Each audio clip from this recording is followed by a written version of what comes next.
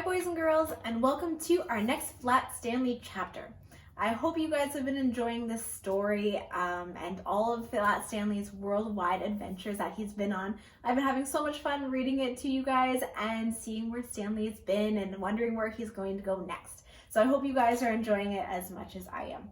Now let's get started on our chapter, and of course before we do, whenever we read a story together, we have to thank some people. We're going to say thank you to the author Jeff Brown, the illustrator Scott Nash, to the publishers who are HarperCollins, and of course Access Copyright, who's giving us the permission on behalf of the publisher to read together. So of course thank you to all those people.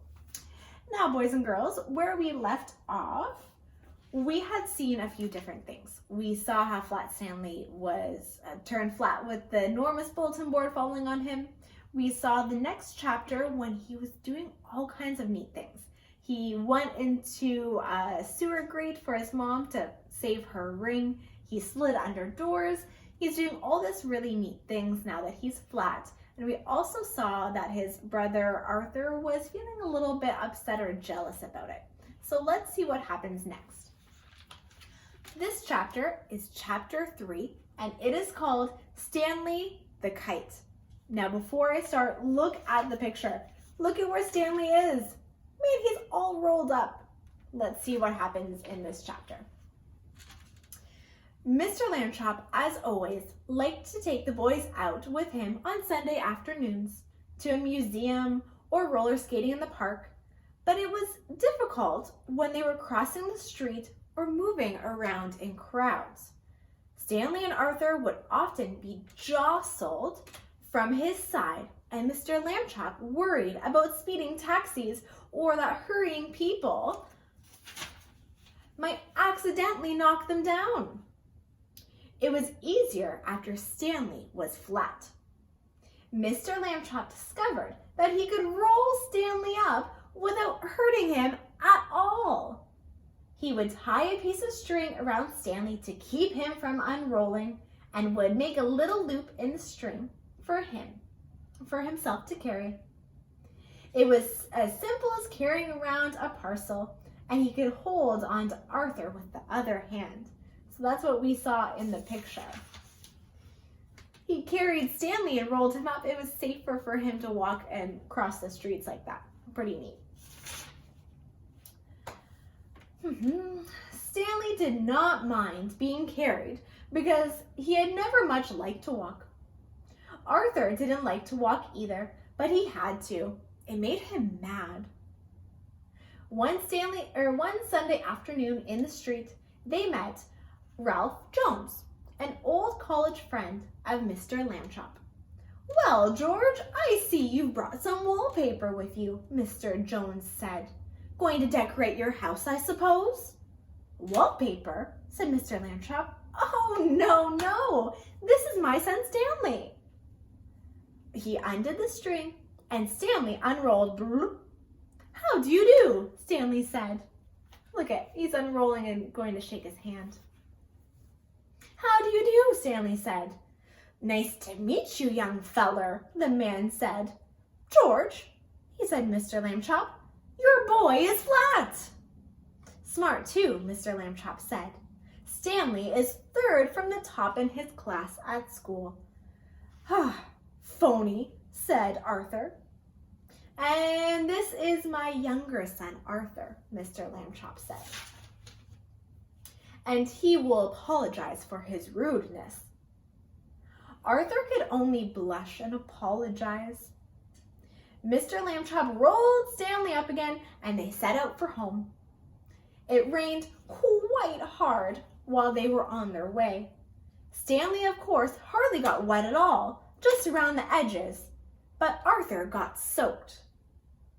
Late that night, Mr. and Mrs. Lambchop heard a noise out in the living room.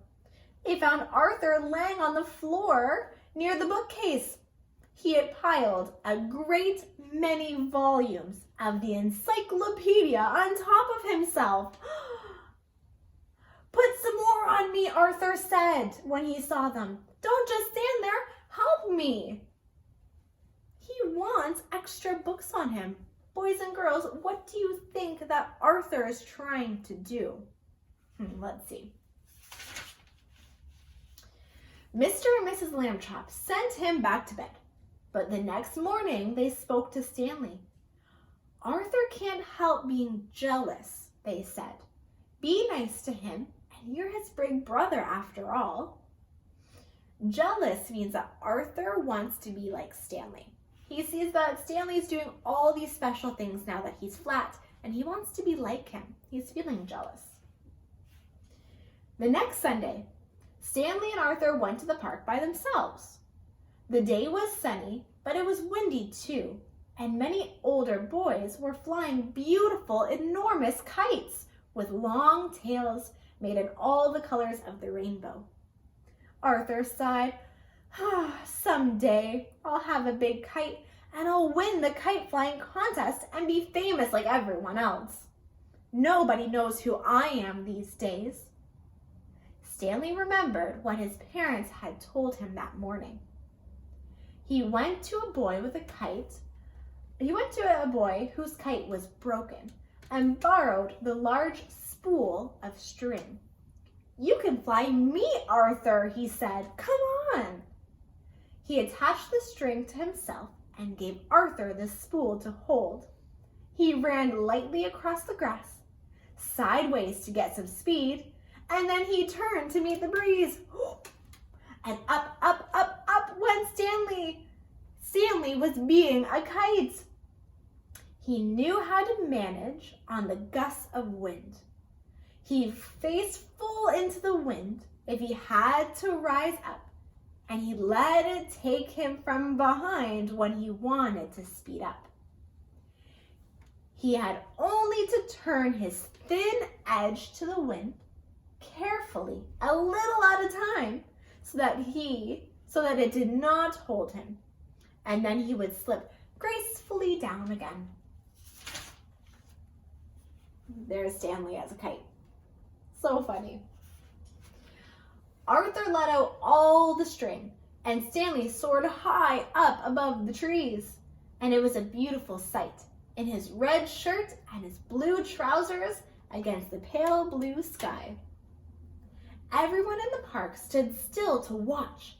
Stanley swooped right and then left in his long, matched swoops. He held his arms by his side and he zoomed at the ground like a rocket and curved up again towards the sun. He side-slipped and he circled and made figure eights and crosses and a star in the sky. No one has ever flown the way that Stanley Lambchop flew that day. Probably no one ever will again. And after a while, of course, people grew tired of watching, and Arthur got tired of running.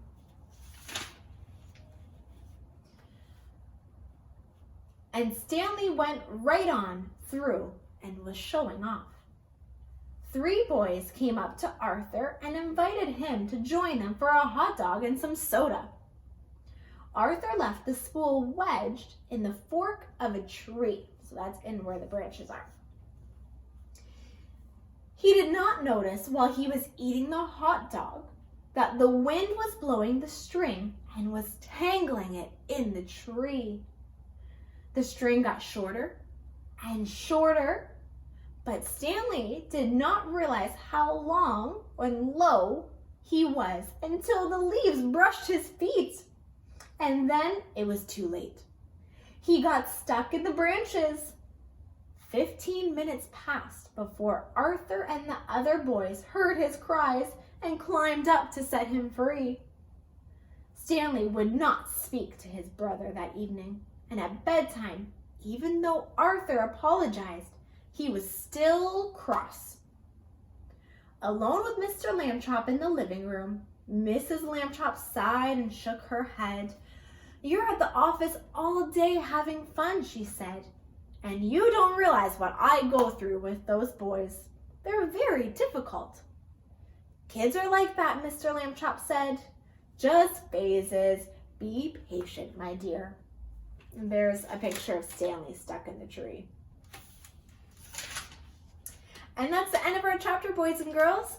A sneak peek for the next one is chapter 4. The chapter title is called The Museum Thieves. Take a look at the picture. I think the next one is going to be an exciting chapter. But for now, boys and girls, we're going to pause at chapter 3. And of course, I have some questions for you about the chapter. So, for this week, your questions are, the first question, how did Mr. Lambchop take Stanley to the park? He did something really special to walk him to the park with Arthur. What was it that he did? Question number 2 was, how did Arthur try to get flat like his brother? And then why did he want to be flat? So this one has 2 questions in it. How did Arthur try to be flat? What did he do? And why does he want to be flat?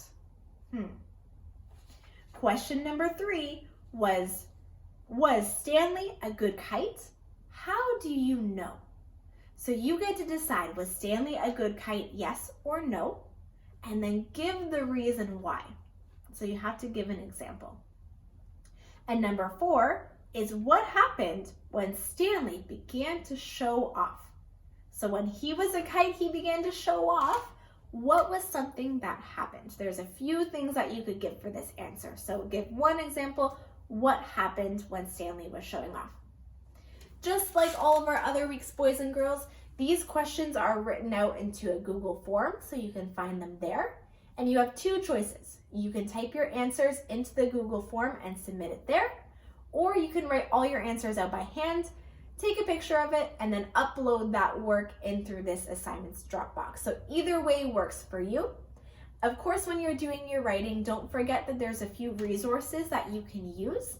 In our visual resources tab in our class work, there's a few different things such as an alphabet strip or a virtual word wall. Those things can help out when you're doing your writing. But of course, remember that the spelling doesn't count. If you are stuck on a word that you're not sure about, just write down any sound you hear for that, okay? So boys and girls, have some fun and good luck.